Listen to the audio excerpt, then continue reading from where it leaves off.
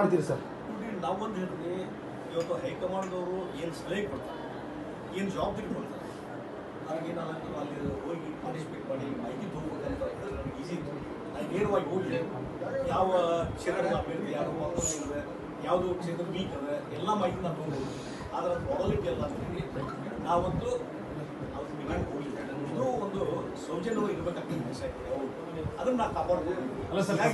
ಅವರಲ್ಲಿ ಏನೋ ಇದೆ ಅನ್ನೋ ನಾವು ತಿಳ್ಕೊಳ್ಳೋದು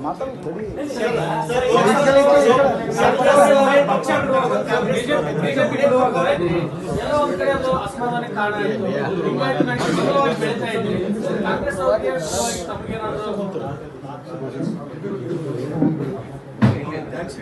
ಅಲ್ಲ ಸರ್, ಬಿಜೆಪಿ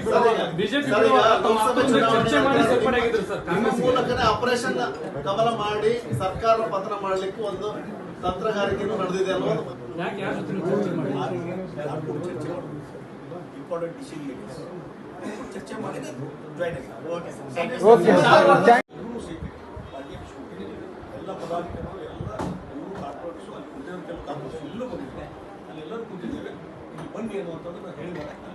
ಸರ್, ಈಗ ಇನ್ನು ಮೇಲೆ ಸರ್ ಧಾರವಾಡ ಜಿಲ್ಲೆಯಲ್ಲಿ 2 ಬಣಗಳ ಸೃಷ್ಟಿ, ಒಂದು ಜೋಶಿ ಬಣ, ಒಂದು ಶೆಟ್ಟರ್ ಬಣ. ಇನ್ನು ಮೇಲೆ ಕೊನೆಗೆ ಇದು ಒಂದೇ ಬಿಜೆಪಿ ಕೊನೆಗೆ ಲಾಸ್ಟ್.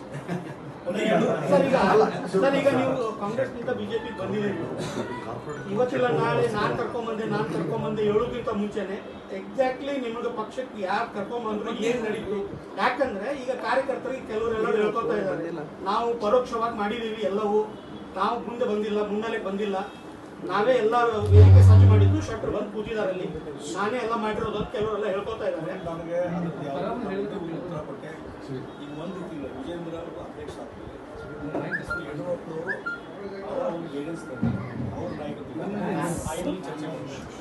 ಅವರು ಸರ್ವಾಂಗವನ್ನು ಇಮಿಡಿಯೇಟ್ಲಿ ನೀವು ಬರಬೇಕು ಪಾರ್ಟಿಗೆ ಇಮಿಡಿಯೇಟ್ಲಿ ಗೌರವ ಕೆಲಸ ಮಾಡ್ತೀವಿ.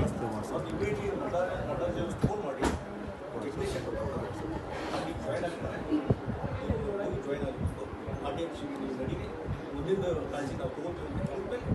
ಮಹೇಶ್ ಟೆಂಗರಗಿ ಅವರು ಒಂದು ಮಾತು ಹೇಳಿದ್ರು, ಏನಂದ್ರೆ ಬಿಜೆಪಿಗೆ ಶೆಟ್ಟರ್ ಅನಿವಾರ್ಯ ಇದ್ದಿಲ್ಲ, ಶೆಟ್ಟರ್ಗೆ ಅನಿವಾರ್ಯವಾಗಿ ಬಿಜೆಪಿಗೆ ಬಂದಿದ್ದಾರಂತೆ. ವೈಯಕ್ತಿಕವಾದಂಥ ಅಭಿಪ್ರಾಯ ರಾಷ್ಟ್ರೀಯ ನಾಯಕರ ಕಳೆದ ಮೇಲೆ ಸೇರ್ಪಡೆ ಮಾಡಿದ ಮೇಲೆ ಆ ವೈಯಕ್ತಿಕ ಅಭಿಪ್ರಾಯಗಳು ಮಾತ್ರ.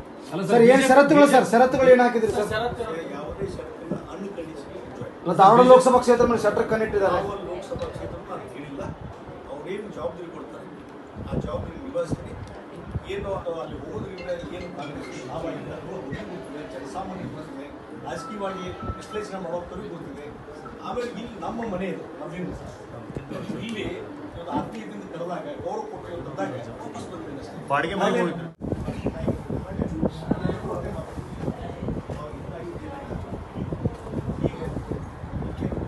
ಅದೇ ಸರ್, ಇದನ್ನ ಹೆಂಗ್ ಟರ್ನ್ ಮಾಡ್ತೀವಿ?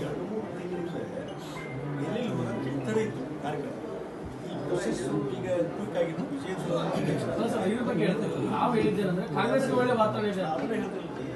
ಇವತ್ತೇನಾಗಿದೆ ರಾಜಕೀಯ ಇವತ್ತಿನ ಅವತ್ತಿನ ಸಮಾವೇಶದಿಂದ ನಾನು ಹೇಳಿದ್ದೆ, ಡೇ ಬೈ ಡೇ ಬದಲಾವಣೆ ಹಾಕೊಂಡು ಹೋಗ್ತಾರೆ ಯಾವುದು. ಆ ವಿಷಯದಲ್ಲಿ ಈಗ ವಿಜಯೇಂದ್ರ ಅಧ್ಯಕ್ಷ ಆದ ಮುಂಚೆ ಏನೊಂದು ಆಕ್ಟಿವಿಟೀಸ್ ಇದ್ದು ಭಾರತೀಯ ಜನತಾ